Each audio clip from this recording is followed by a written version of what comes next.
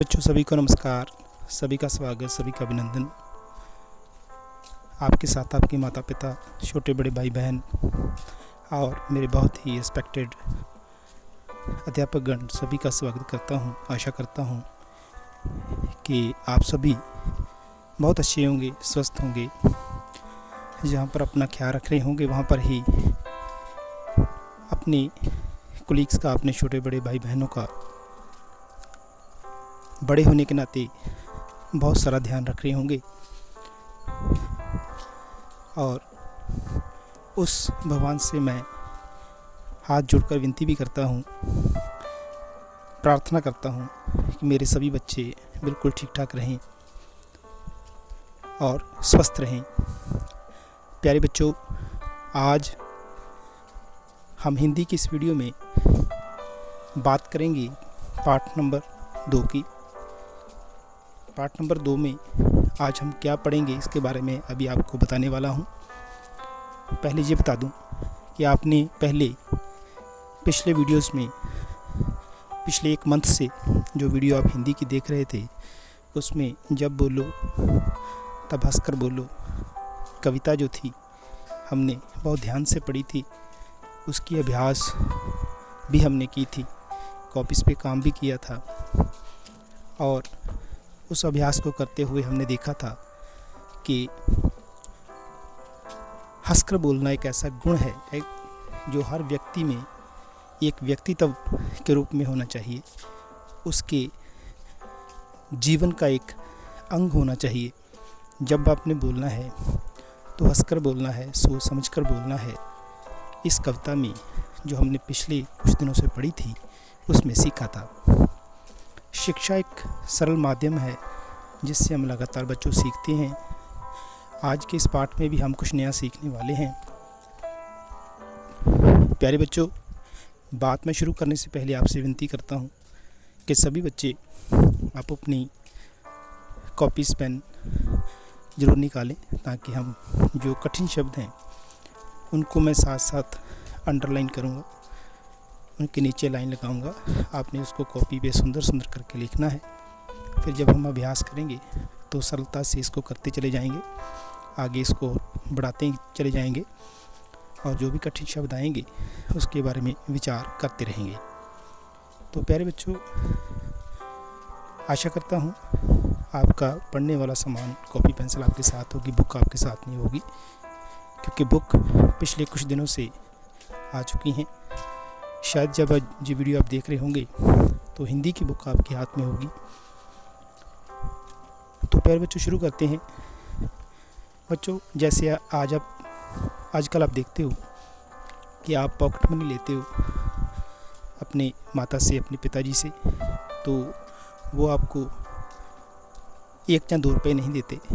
समय इतनी जल्दी से आगे निकल चुका है कि हम 1 या 2 रुपये पर हमें संतोष नहीं होना भी नहीं चाहिए, क्योंकि 1-2 रुपये का आता भी कुछ नहीं है। आप टॉफ़ीज़ भी लेने जाओ तो 1-2 रुपये की 2-3 टॉफ़ीज़ ही आती हैं। हम अपने ज़माने की बात करें, जब आज से 30 साल पहले, 25-30 साल पहले हमें 50 पैसे मिलते थे। हद से हद 1 रुपया मिलता था, बहुत बड़ी बात थी। तो 1 रुपये में भी हम 25 पैसे का, 30 पैसे का खाने पीने का सामान पॉकेट मनी से लेते थे, बाकी पैसे हम बचाते थे।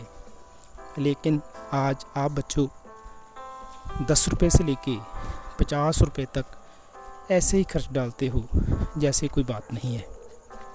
ये और भी गंभीर हो जाता है जब बच्चों कोरोना वायरस के चलते सभी काम ठप पड़े हैं।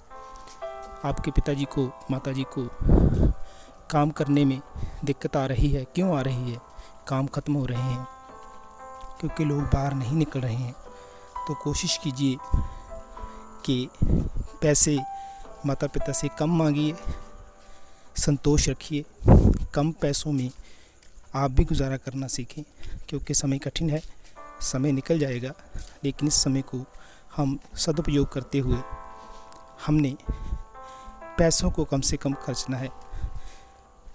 तो प्यारे बच्चों, मैं बात कर रहा था अपने ज़माने की, जब हमें मुश्किल से 50 पैसे और 1 रुपया तक हद से ज़्यादा मिलता था, तो हम उसमें भी बचा लेते थे। तो बहुत पुरानी या लंबी बात नहीं है, 25-30 साल की बात कर रहा हूँ। तो उस वक़्त भी हम संतोष में थे। तो आज का जो समय है ये भी संतोष वाला है। तो चलो प्यारे बच्चों, संतोष कीजिएगा, कम से कम पैसे खर्च कीजिए, आपके माता पिता को भी अच्छा लगेगा। तो चलिए आज का इस पाठ को पठन करते हैं। इस पाठ का भी नाम है 1 रुपया। क्योंकि जिस समय की ये बात है, ये कम से कम 100-125 साल पहले की बात है, जब ये कहानी के जो पात्र हैं विद्यासागर जी और लड़का, जिस कहानी में आप पढ़ोगे, तो उस समय 1 रुपया आज के 10,000 रुपये के बराबर था। महंगाई के इस युग में पैसे की कोई कदर नहीं रही, इंसान की कोई कदर नहीं रही। तो यही हमने अपनी शिक्षा के माध्यम से सीखना है कि कैसे पैसे की कदर की जाए, कैसे रिश्तों की, बड़ों की कदर की जाए। तो चलिए इस पाठ को शुरू करते हैं।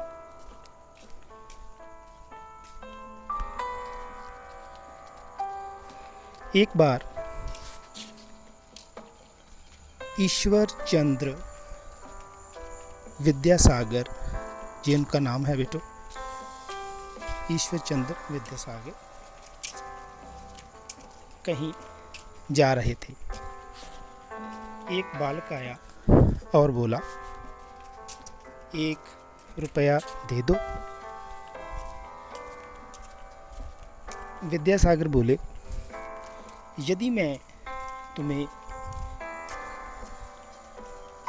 1 पैसा दे दूँ। मैंने 1 रुपया बोला बेटा, 1 पैसा दे दो। तो विद्यासागर बोले, यदि मैं तुम्हें 1 पैसे के स्थान पर 1 रुपया दूँ तो तुम क्या करोगे? बालक ने कहा, फिर मैं भीख नहीं मांगूंगा, क्योंकि बच्चों वो बालक भीख मांगने वाला था। फिर मैं भीख नहीं मांगूंगा। विद्यासागर ने उसे 1 रुपया दे दिया।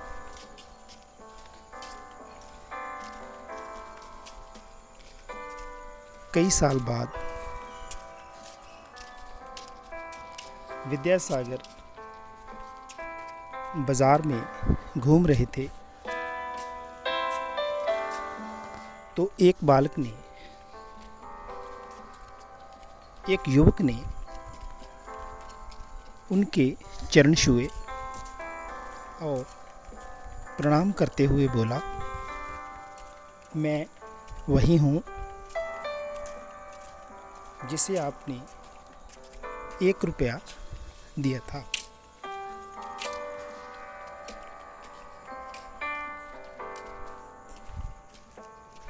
उससे मैंने फलों की रेहड़ी लगानी शुरू कर दी थी और आज मेरी इस बाज़ार में फलों की दुकान है। आप उसे अपनी चरण धूलि से पवित्र करें।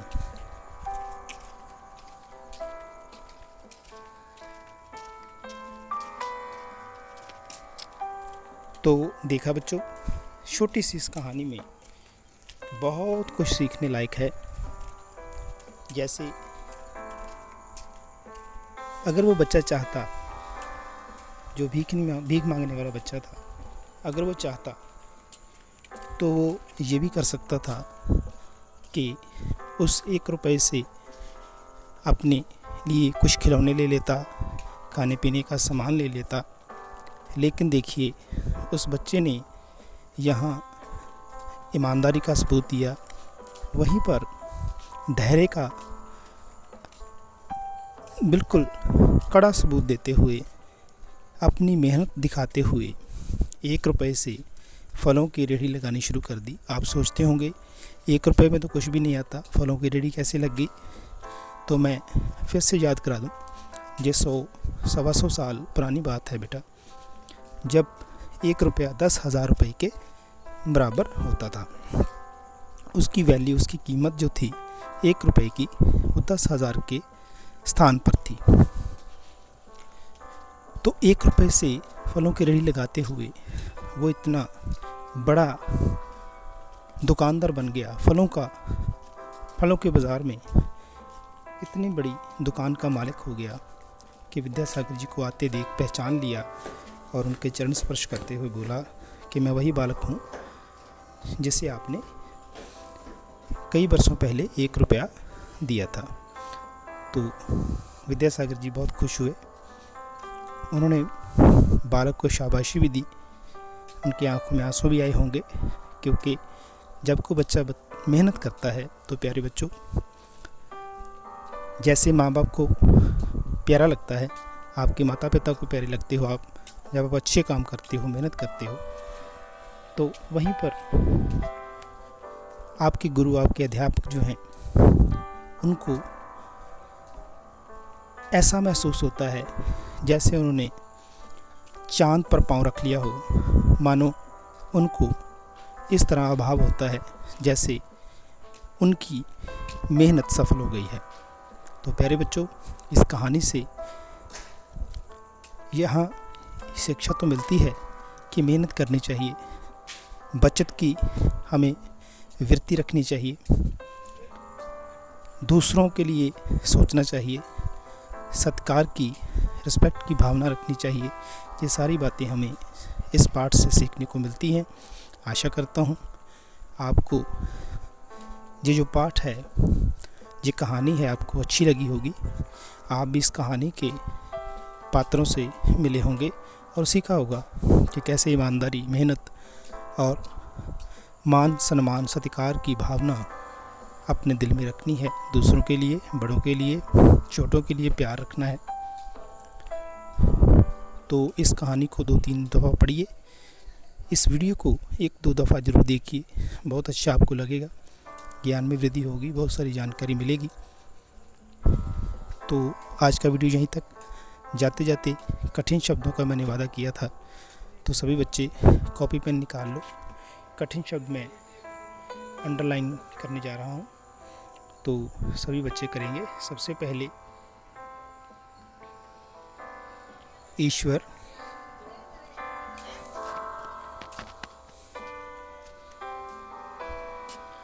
उसके बाद बेटा विद्यासागर, नाम है लेकिन बड़ा है तो लिखेंगे ज़रूर।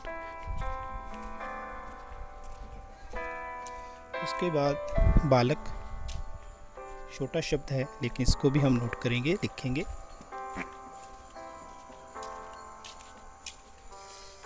स्थान, रुपया, भीख,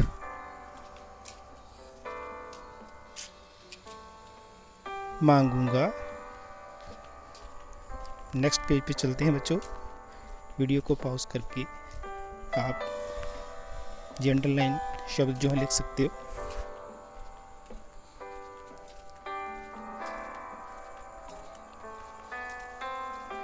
बाजार, युवक,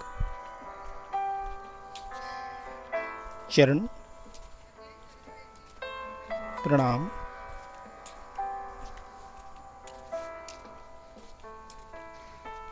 फलों, रेहड़ी, दुकान, चरण धूली, पवित्र। तो आप इन सभी शब्दों को जो मैंने अंडरस्कोर किए हैं, अंडरलाइन किए हैं, कॉपी पे लिखोगे, सुंदर सुंदर लिखोगे। और नेक्स्ट वीडियो में हम जब अगली वीडियो करेंगे तो उसकी अभ्यास शुरू करेंगे। यहाँ आपको करने के लिए कठिन शब्द तो मिलेंगे, शब्दों के अर्थ भी पंजाबी में और शब्दार्थ वगैरह जितनी भी अभ्यास है उसको करेंगे। तो अपना ध्यान रखिए, वीडियो को 2 बार देखिए। पिछले जो लेसन था, कविता थी जब बोलो, अगर वो देखना चाहते हैं तो मेरी प्लेलिस्ट पे जाके देख सकते हैं। प्लेलिस्ट कैसे निकालनी है अपने माता पिता, बड़े भाई बहनों, छोटे भाई बहनों से पूछ सकते हो। फिर मिलेंगे नेक्स्ट वीडियो में। बहुत बहुत धन्यवाद सभी को, नमस्कार।